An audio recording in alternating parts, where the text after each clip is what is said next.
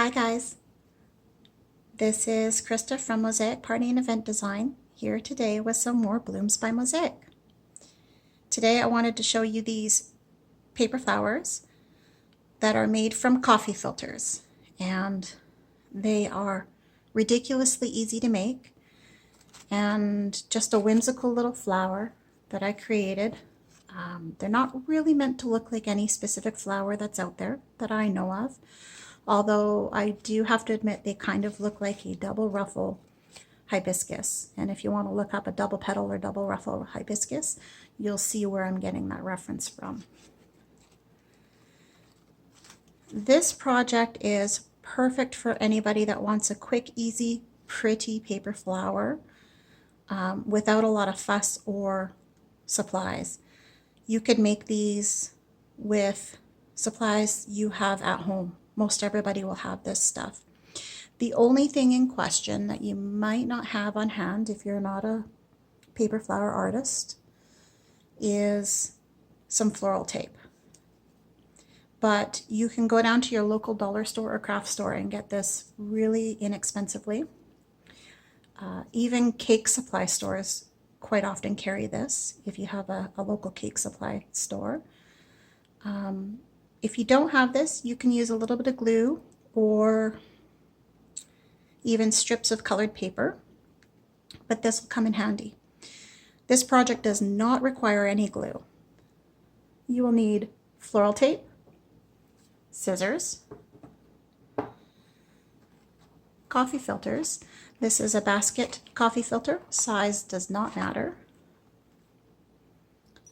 And you will need some Q-tips. Most everybody has Q-tips at home. You will also find you will need a paintbrush and a bowl of some sort that's big enough for your coffee filters to sit inside. And last but not least, you will need some food coloring. These are just gel food colorings from AmeriColor and Wilton. You can use whatever food color you have handy in your baking cupboard. So let's begin.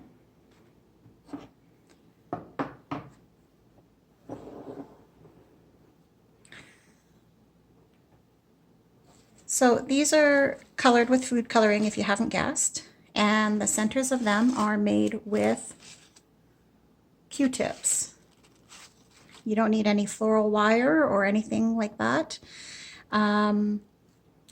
And these are just the blooms. You can add wire to it or a stem to it if you want. Or you can add little hooks like I did in here with a thin crafting wire. My goal here is I'm going to be making a bunch of these for a paper flower chandelier. So these are all going to be looked up at from underneath. And that's why I wanted a really simple but pretty flower.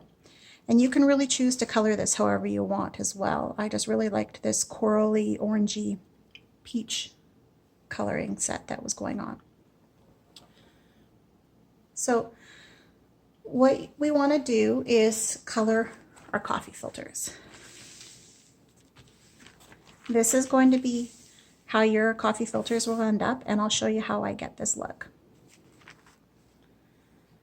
So you're going to take your bowl, and like I mentioned, you want a bowl that's going to be big enough to put your coffee filters into. We're going to dip our coffee filters to get this coloring around the edge and then nothing in the center.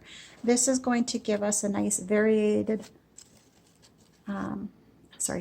effect of color in our flower without a lot of fuss.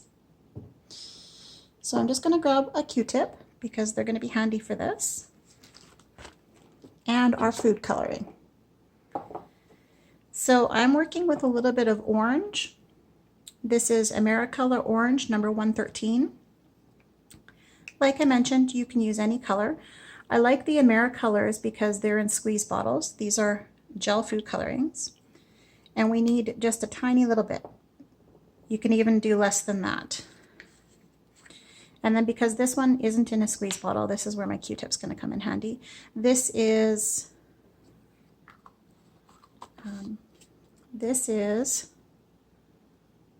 burgundy.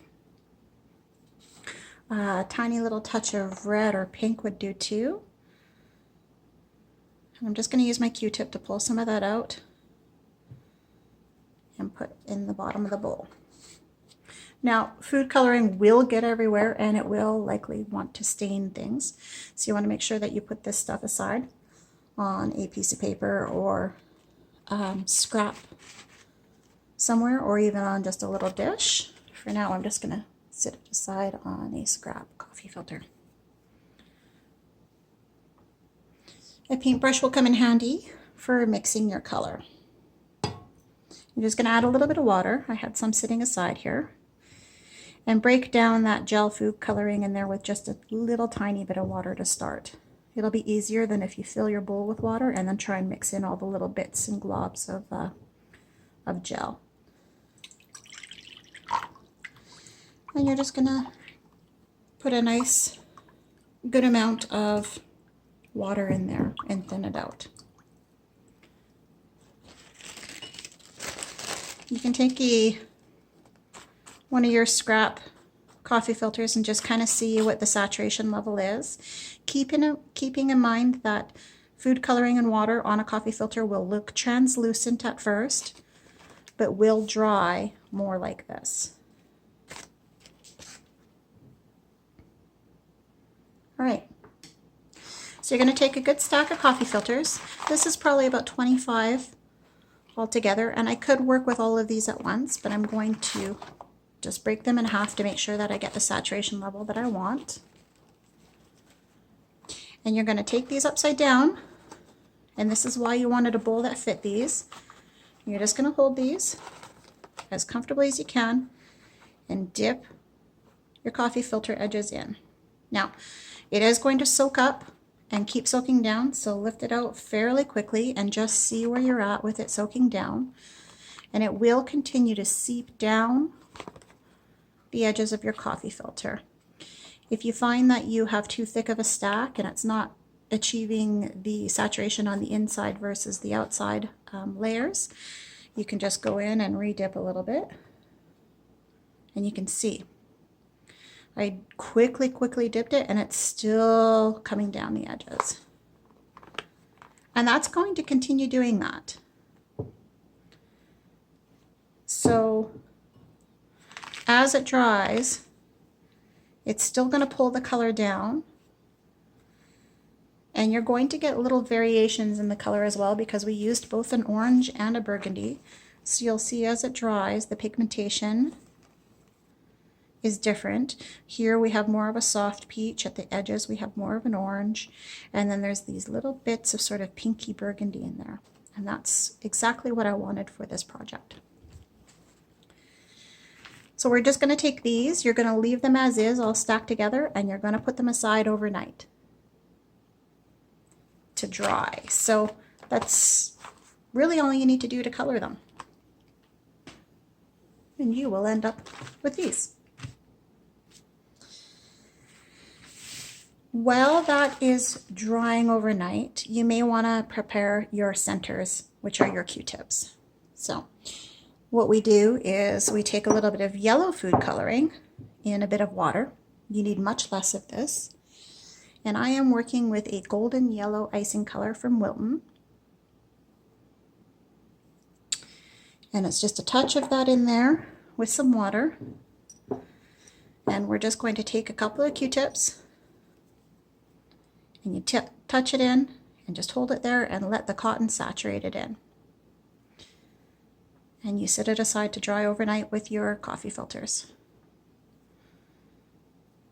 The cotton will soak it up pretty quickly, so you don't need to hold it in there too long. And I like that it gets a little lighter and more of the cotton color at the bottom.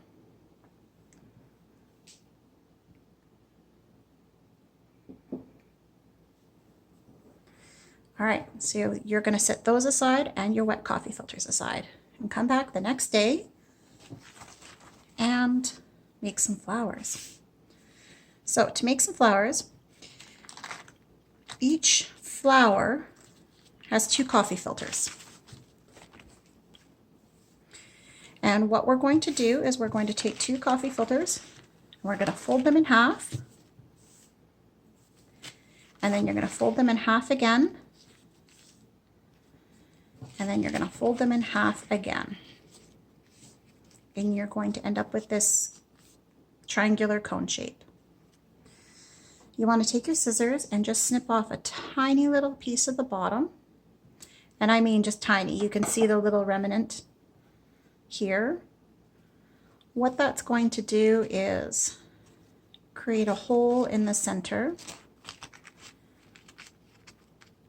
that we're going to use later to put our center into. Okay, so we want to cut a petal shape out of this.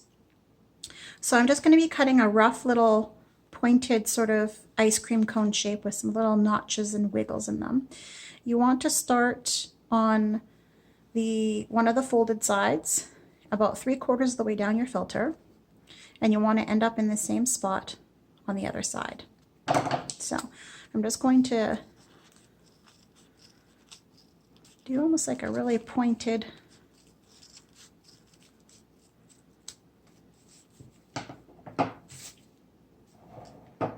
ice cream cone shape. So I can see my sides are not quite level here. I do want to even that out if I can, because that's going to be the differentiation between your petals when you open it up. So you want them to be fairly equal. And when you open it up, you can see you start to get this beautiful flower pattern. Now, you can see in these ones there's a lot of texture, and we want to make sure we get that texture into the paper. So if your coffee filters are still slightly damp, if they're not quite dry, this will work really well to get that texturing in there, but it will work if you've let them dry completely as well. So we're just going to fold it up. I'm going to work with one at a time. You're going to fold it back up and start to roll, fold, and then twist.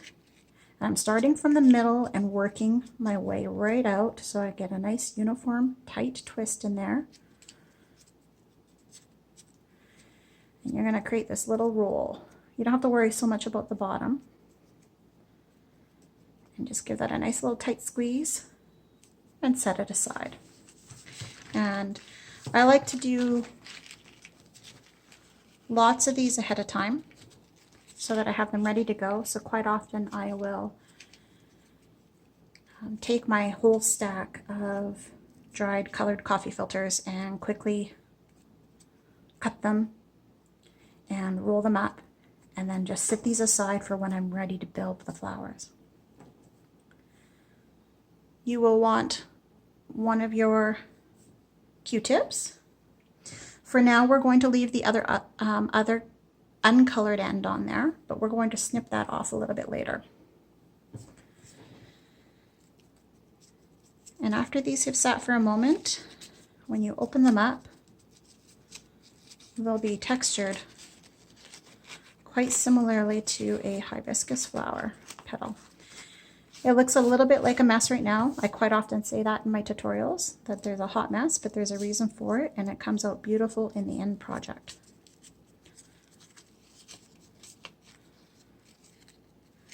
So you're going to open both of them up. Or if you have a bunch of them, you can open all of them up and just stack them together and start building lots of flowers. I'm not going to worry about the twisted and curled edges because I'm actually going to be curling those up a little bit more once the flower is constructed. So I'm going to get a little piece of floral tape ready, stretch and activate it.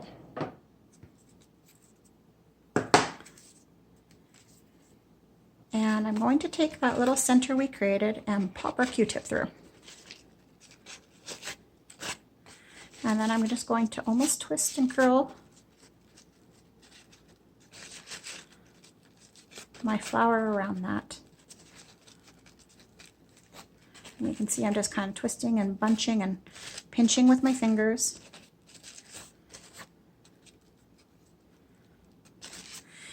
And you're going to take a little bit of your floral tape and hold down your flowers with it, your petals with it.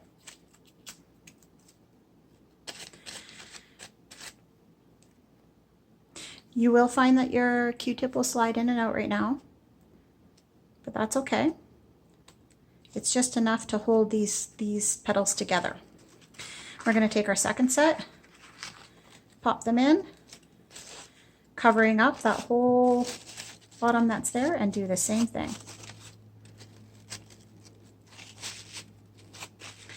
You're going to twist and pinch, and because we've already scrunched and wrinkled all the petals, it won't affect anything. You're going to take some more floral tape and activate it. So if you haven't worked with floral tape before, what I mean by activate it is stretch it out, and that releases a little bit of adhesive in there so that it sticks to itself and wraps tightly. And then you're going to just put it on there, holding it down and kind of pressing it into your stem, and then start wrapping. You can pull fairly tight and wrap at the same time. And then you're going to come right down to the stem of the Q-tip beyond where the paper is. And that's going to hold your flower petals to your stem. You can just break it off or cut it off. And this is when I would cut that little fuzzy tip off that we don't need.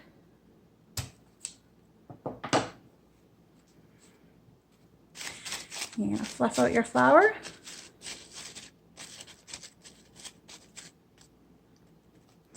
And if you want to, you can go in and use the end of your paintbrush, and you can curl up some of your petals a little and curl them out and inwards, both ways.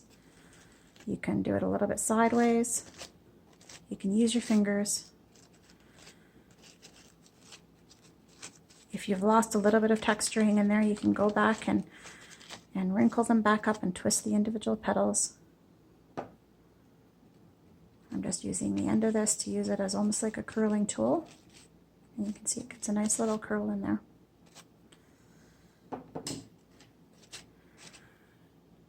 And there you have it. A nice, really simple little flower that anybody can make.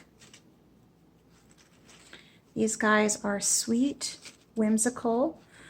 You can put them on little hair clips or use them as little boutonnieres even.